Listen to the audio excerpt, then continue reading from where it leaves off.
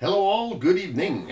I'm Matt Williams. Welcome back to my ongoing series about books that change the way I see the world and can't recommend enough. Bit of news first. I just got back into Victoria after about a week of, first there was a lot of running around down here due to a bit of a family medical emergency, which turned out to be just fine, just good and everything. And then went up to visit my parents for a few days over the course of the weekend, and yeah, just got back yesterday. Whew, boy, those can be very stressful, but everything's good, so yeah, don't worry about it. And of course, yeah, there will be plenty of time for decompression and everything to sort of get better. So now that I'm back, I've once again resumed hammering my keys and getting back on my regular work schedule, and had a minute, and I knew that I had an impending review, and I've sort of fell behind on them.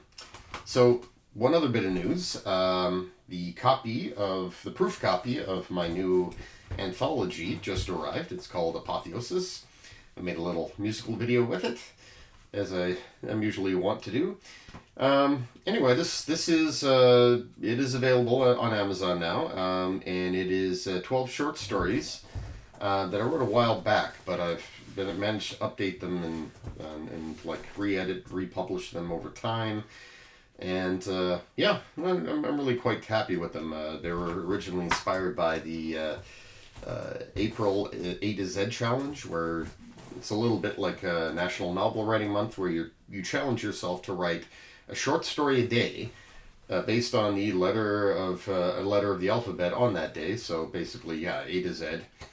I started a bit late. I started with the letter on G Day, which worked out just fine for me because that was one of the better stories that was inspired, and it's in here. And I did a whole bunch more as part of that, and since. And decided, they all had the same theme. And I was inspired a bit by a show a friend recommended, Love, Death, and Robots. Much like that, and Black Mirror, it's like, the idea of these sort of short stories or short animated features or just, single episodes that deal with an aspect of the future and the challenge of technological change and how it impacts society, right? It's really fun. It's good. It's a good sort of thing to work with there. You don't have to write full-length novels or full-length series in order to capture what you're trying to say. So yes, this has a lot of near future stories there, ones that deal with possible near future and a militarized border between the United States and Mexico, and all of Latin America really, and all the terrible abuses that are created. The potential for direct air capture, how human beings in the future are going to have sort of like a social credit score, which is an amalgamation of all their online behavior, professional behavior, credit score, candid photos, work history, etc. Black Mirror did an episode on that called Nosedive. Well, I wrote the story Repute in 2013, so I did it first, Black Mirror.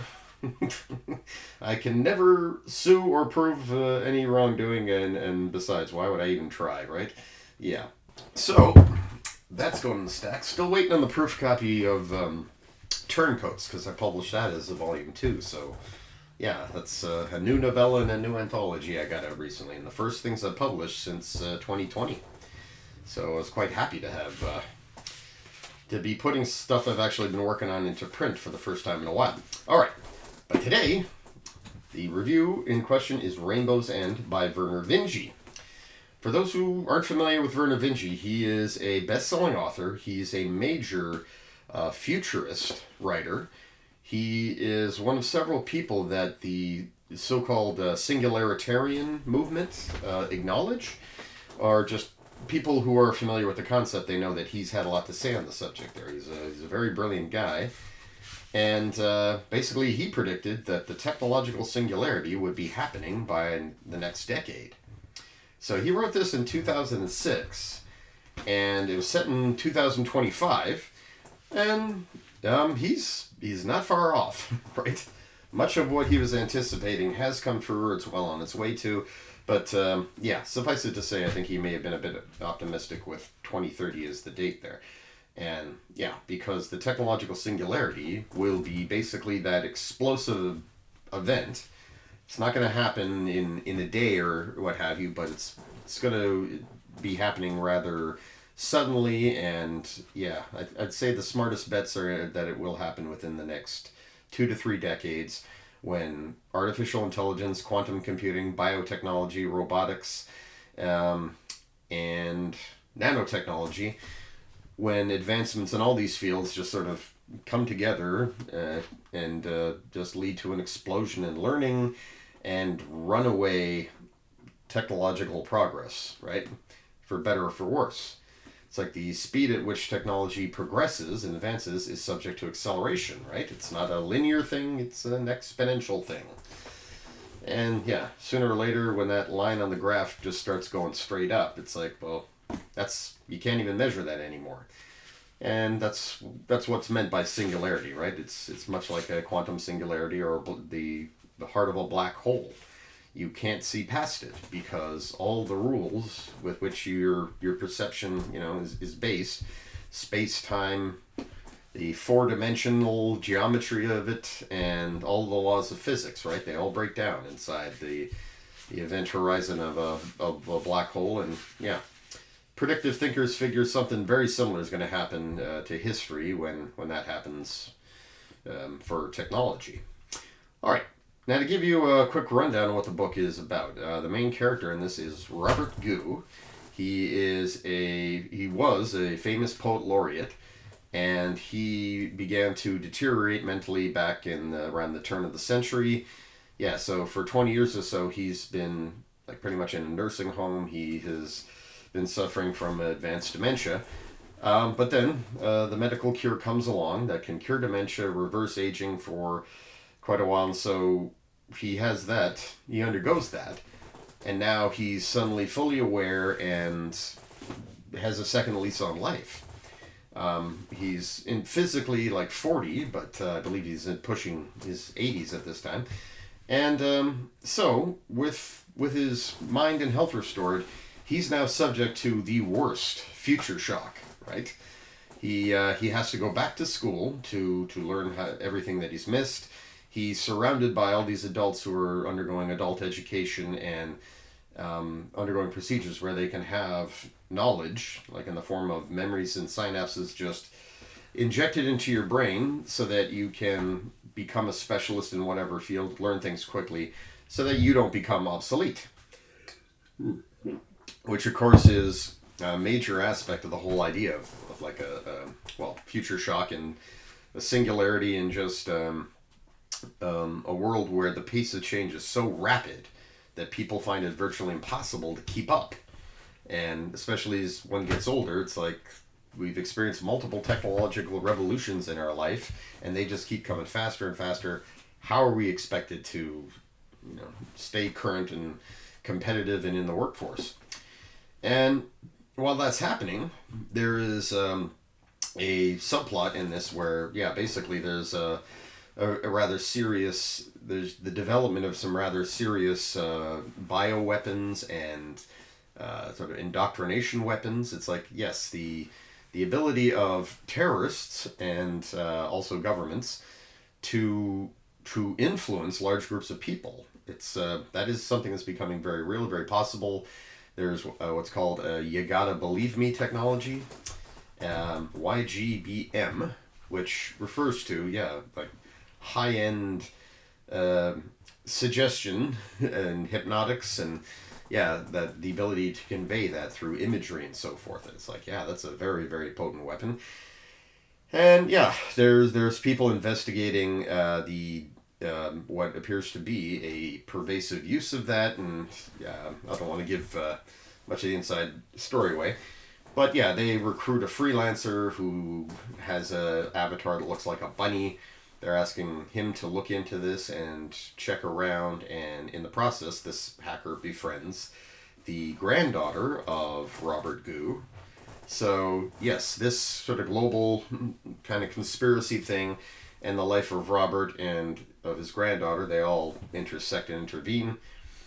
And yeah, Robert and his granddaughter they have a somewhat interesting and strained relationship because, yeah, Robert was always kind of a bastard. He was brilliant but mean, and his kids don't much like him, but it's like, well, you're back, you got a second lease on life, we're kind of hoping you do it better this time.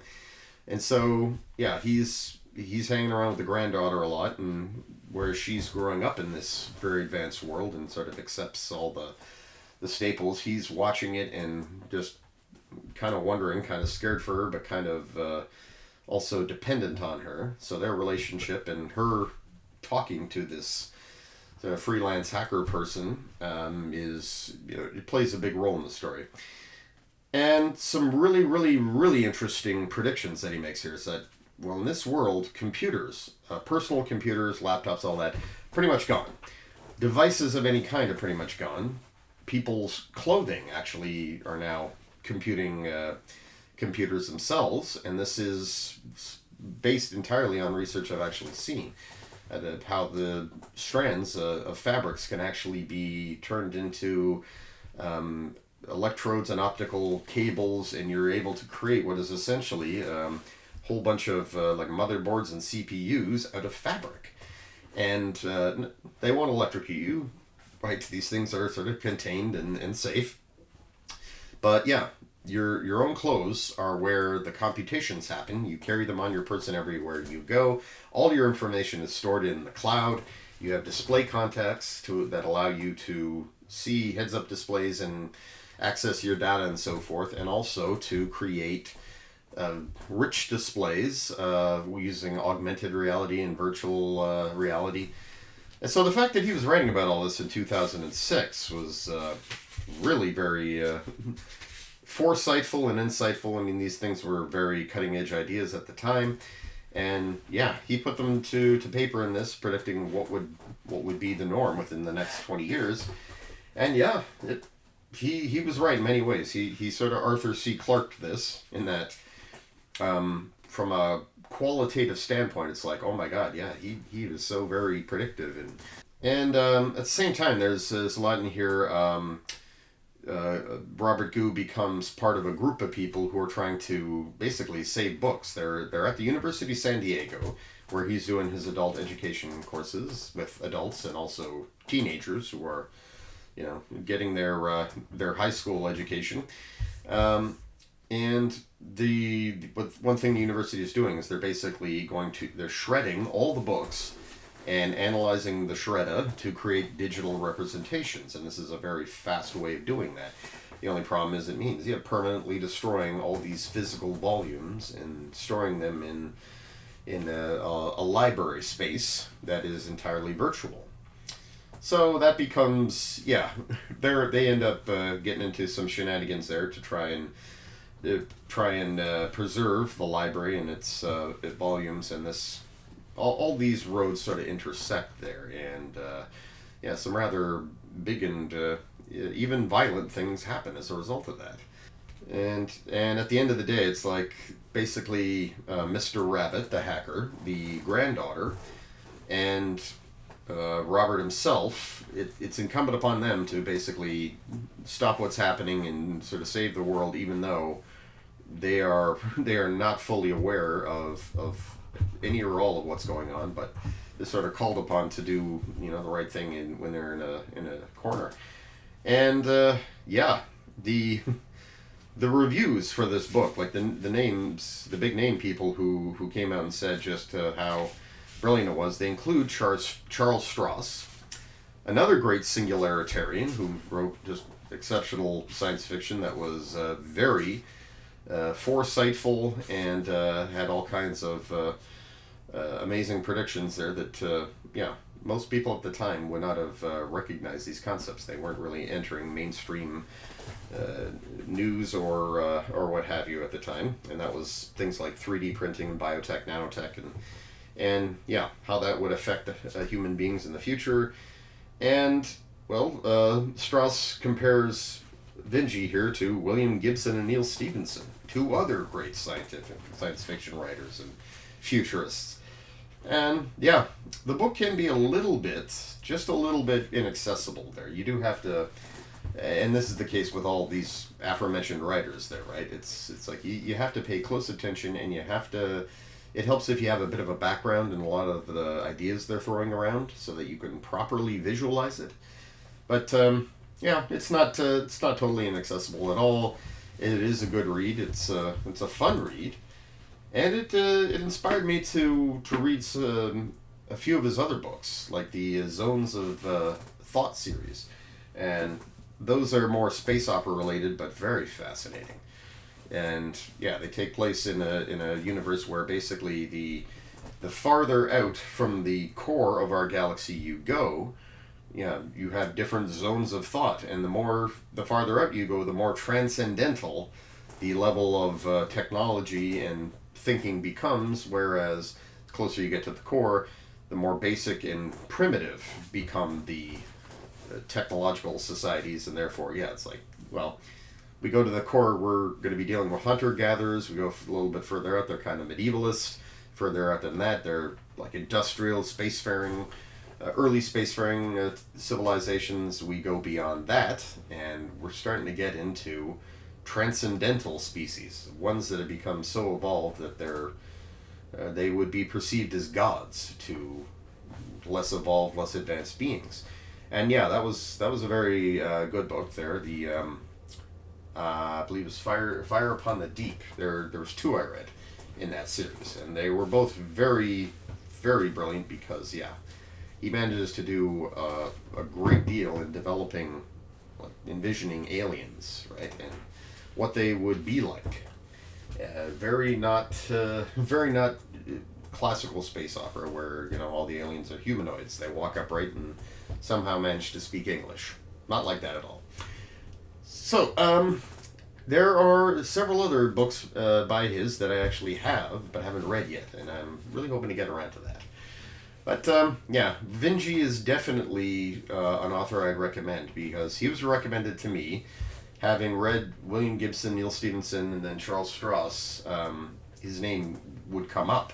You could say he's a companion read. If you're going to read Neil Stevenson's work, William Gibson's work, or Charles Stross's work, any or all of them, and I would highly recommend that, you should definitely check out Vernor Vinge, or just on his own, because he's really quite talented and has written some very interesting things. So, as I've been saying for a few episodes, yeah, there's many other books I want to get into in the future, but I wanted to get into some nonfiction, and specifically I was thinking of the Communist Manifesto, something by Nietzsche, and that would probably be Thus Spoke Zarathustra. That's probably his most well-known, influential volume. And not sure who else at this juncture there, but yeah, I've been rattling off a lot of titles now for a while. But what will come next is the Communist Manifesto. There's so much I have to say about that book and all of the historical precedents and antecedents there. And it is really quite amazing the amount of information and misinformation that is sort of swirling around on that topic.